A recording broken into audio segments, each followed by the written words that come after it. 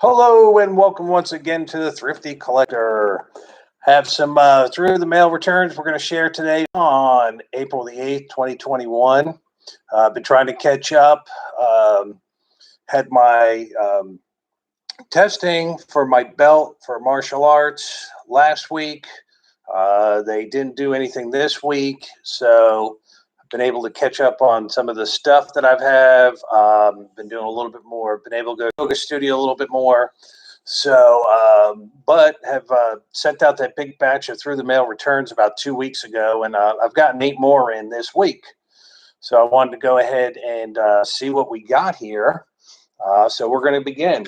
This one is from Phoenix, Arizona. I hope everybody's having a great night. Oh, that didn't really work. All right. First card is Jim Schellenbach of the Washington Senators. As everybody knows, I kind of went through a little bit of a Senators phase this past couple of weeks, sending out the rest of these that I have of the Senators. So real glad to get this one back. This one is his 1971 Topps card. Nice blue Sharpie. Like when the old guys were starting to use Sharpies. So back when I was a kid and I'd send these out, I swear you'd get anything from a pen to a pencil to a crayon. But I think a lot of people are sending these guys Sharpies to sign their cards, and they're kind of catching on to them, which is pretty cool. So 1971, Jim Schellenbach. This is his 1970 card right here, also with the Washington Senators. Real nice signature. This guy's probably in his mid-70s, I'd say, and nice clean sig. And then this is his 1974 with the Rangers. Kind of a neat card, horribly miscut, but I always think it's kind of neat. It adds a little flair to it. Doesn't add any value. A lot of people would say it would take away value, but I think it's kind of neat. As some people might know, the Senators actually became the Rangers. So he obviously spent at least most of his career with the Senators/Rangers organization. And like I said, that was out of Phoenix, Arizona. Next one is from Greensboro, North Carolina. Oh, we got a letter. So we put.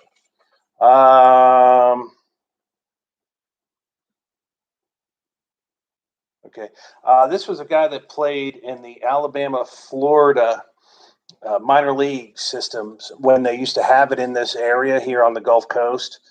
And he was on the back of one of his cards. It must have read that he played with the Alabama, Florida League. And I asked him where the stadium was, and he put Montgomery, Alabama. All right. And this is Bob Humphreys. This is 1971 card. I want to say he actually pitched for quite a long time in the big leagues. There we go. Bob Humphreys, 1971 Topps with the Brewers. And then we'll look at, lo and behold, another Senators card, 1970. That's a great picture right there. Kind of get the wall in the background. I really like that one. Bob Humphreys. All right, next one's kind of thick here. It's from North Dallas, Texas. Oh, that's because he threw my. Let's see if he wrote anything on the letter. He did. I asked him what was his favorite game. He put every game was my favorite. And this is from one of my favorite players as a kid. So kind of happy to really get this one card. It's Toby Harrah, who played with the Rangers and then ended up with the Indians. Had a really rock solid career, kind of like that one of those the very good Hall of Fame he would have been put into. Just had he was your normal about 20 home runs a year, about 80 RBIs, about 160 hits every year. consistent as consistent could be. But yeah, it's Toby Harrow right there. That's his rookie card. That's the 1972. And then I have his 1977. That's you know, I always love those AL All-Star cards when you can get them signed. So 1977. What's kind of neat about that, he's batting left-handed in the picture, but he actually batted right-handed. So that's kind of neat. They must have just said, "Hey, pick up a bat," and that's just the way he ended. So kind of neat. 77. This was by the time he was traded to the Indians. This is his 1981. The 1979, 1980, 1981 Topps cards I absolutely despised as a kid. I think they got a little bit better with the 81, and then I really started liking them in 82. But 79 and 80, they could have kept those two designs. I think 79 is actually the ugliest card year for Topps ever. So that's his 81. And then his 83. So definitely should be in the very good Hall of Fame, Toby Harrow, for sure. All right, next one is from another one from Phoenix, Arizona. Hope I didn't send it to the same guy. I have done that. So I need to turn the letter. Let's see. James, my two favorite things in 1979, my third straight pinch hit home run, Major League record, and then 1980 winning the National League Championship Series and the World Series. So, guy's name is Dell Unser. And there's Dell's 1970 card. It's a good picture right there with him with all the bats. Must be spring training. At least that's what it looks like to me. 1971. And then kind of 1981. Right there.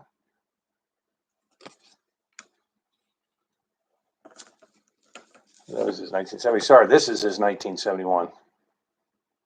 Oh, lost video there for a second. That's his 1971. Dell Unser. Now I think his rookie card was 69. He actually was a Topps trophy. He had the trophy on this card in 69. I'm going to try and get one of those because I do like the trophy cards. So 1971 Topps. I remember he was a kid when he played with the Mets back in the late 70s. Let's see. Indianapolis, Indiana. What do you know? We got some more Senators cards. Excellent. 1970 Senators, Bernie Allen. He is a great signer. He's got lots of cards, too, that you can go out there and find. So, 1970 Topps. There's his 1964 Topps. Nice card. And then probably my favorite year, the 1969 Senators. I like how he signed right above Senators on his shirt and right below. It's a good-looking card right there. All right, and last but not least, and this card actually came taped up, so I don't know if the guy, if he closed the envelope and realized he didn't put him in or didn't sign him, probably forgot to put him in, I bet, but it's from Greenville, South Carolina.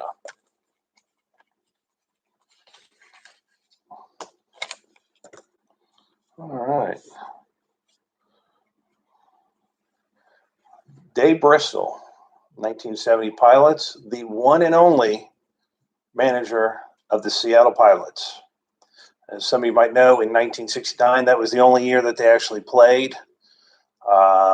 In 1970, they were supposed to be the Seattle Pilots, and they went to spring training as the Seattle Pilots. And then right before the season started, they moved the entire team to Milwaukee to become the Brewers.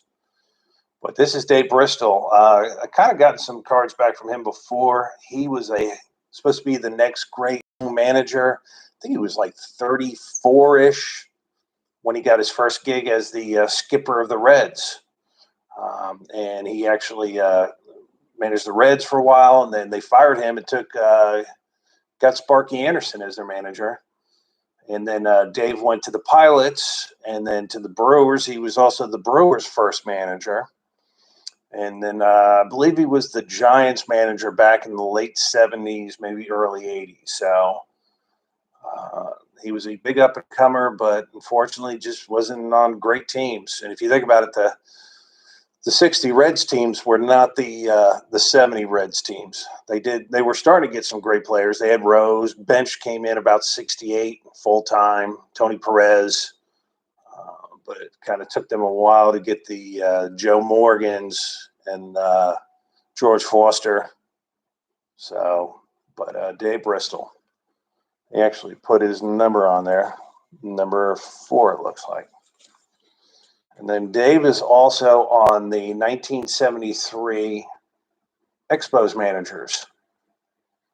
So it's kind of neat. If you kind of think about it, within just the Brewers and the Expos. And I believe he's the only one still alive out of all those guys. I got to check on Jerry Zimmerman. He was kind of young. And then this is his 67 card right here for a Red. Hey, Bristol with the Greenbacks. Well, thanks for letting me share with you. Hopefully I'll have some more going out this weekend. I hope everybody has a great day. Eventually I'm going to get a better situation of the Thrifty Studios. So everybody take care and have a great day and stay thrifty as always.